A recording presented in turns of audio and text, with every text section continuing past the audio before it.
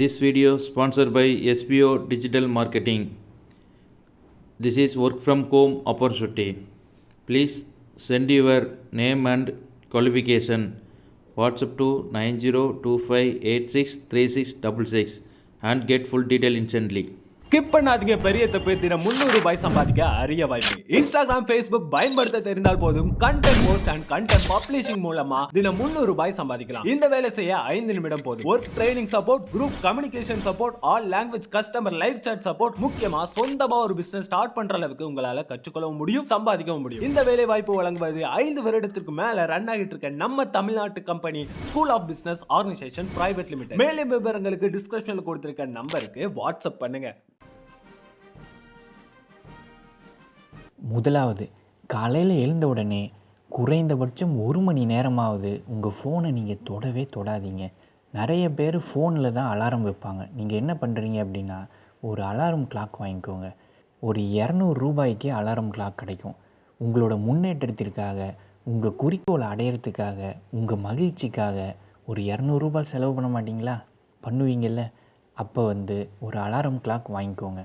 ஏன் ஃபோனை தொடக்கூடாது அப்படின்னு சொல்கிறேன்னா, உங்கள் ஃபோனில் ஃபேஸ்புக் இருக்கும், வாட்ஸ்அப் இருக்கும், ட்விட்டர் இருக்கும், மெயில் இருக்கும், இன்னும் பல விஷயங்கள் அதில் இருக்கும். ஒவ்வொன்றுலேயும் நிறைய நல்ல செய்திகளும் வரும், நிறைய கெட்ட செய்திகளும் வரும். நல்ல செய்திகள் பார்க்குறது தப்பே இல்லை. ஆனால் கெட்ட செய்திகள் பார்க்கும்போது உங்கள் மனசு பாதிப்படையும், விரக்தி அடையும். உங்கள் மூளை காலையில் கெட்ட செய்திகளை பார்க்கும்போது அது அந்த கெட்ட செய்திக்கு அடிமையாகும். இன்னும் நிறைய கெட்ட செய்தியை பார்க்கணும் அப்படின்னு உங்களை தூண்டிவிடும். அதனால் நீங்கள் இன்னும் தொடர்ந்து பார்த்துக்கிட்டே இருப்பீங்க. இதெல்லாம் உங்களுக்கு தேவையா? அதுவும் காலங்காத்தால் தேவையா? தேவையில்லை. ஏன்னா காலங்காத்தால் மனம் சோர்வடையும், விரக்தி அடையும், உற்சாகமெல்லாம் தொலைஞ்சு போயிடும். எனவே முதல் 1 மணி நேரம் ஃபோனை தொடவே தொடாதீங்க.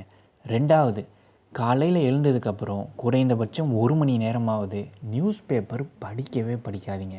உங்களுக்கு நல்லாவே தெரியும், நியூஸ் பேப்பரில் 90% கெட்ட செய்திகள் தான் இருக்கும்.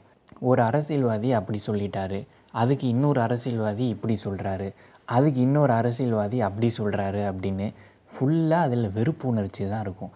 அதுக்கப்புறம் தீவிரவாதி குண்டு வச்சுட்டான், அங்கே கொலை பண்ணிட்டாங்க, இங்கே கொள்ளையடிச்சிட்டாங்க, கற்பழிச்சிட்டாங்க, இந்த மாதிரி செய்திகள் தான் இருக்கும். இது என்ன பண்ணும் அப்படின்னா, உங்கள் மனசில் இருக்கிற உற்சாகத்தை கெடுத்துரும், உங்கள் மனசில் இருக்கிற அமைதியை கெடுத்துரும். இந்த மாதிரி கெட்ட செய்திகள் நிறைய காலையில் படிக்கும்போது உங்களுக்குள்ள ஒரு எண்ணம் வரும், இந்த உலகம் கெட்டு போச்சு, இந்த உலகம் பாதுகாப்பானதே இல்லை அப்படின்ற எண்ணம் வரும். உங்களுக்குள்ள ஒரு விரக்தி வரும், உங்களுக்குள்ளே ஒரு சோர்வு ஏற்படும். என்னடா இது வாழ்க்கை, இந்த உலகத்தில் வாழ்ந்து என்னடா பண்ணுறது அப்படின்ற எண்ணம் வரும். அப்படின்ற எண்ணம் வந்துருச்சு அப்படின்னா அந்த மனசு சோர்வடையும், உங்கள் மூளை சோர்வடையும், அந்த நாளே சோர்வாக முடிஞ்சிடும். உங்களோட மனசும் உங்கள் மூளையும் உங்களுக்கு உற்சாகத்தையே தராது, எந்த வேலையும் செய்யவே தூண்டி விடாது. அதனால தான் சொல்கிறேன், ஃபோன் பார்க்காதீங்க, நியூஸ் பேப்பர் படிக்காதீங்க. 3வது, காலையில் எழுந்ததுக்கப்புறம் குறைந்தபட்சம் 1 மணி நேரமாவது டிவியை போடாதீங்க. ஏன் சொல்கிறேன் அப்படின்னா,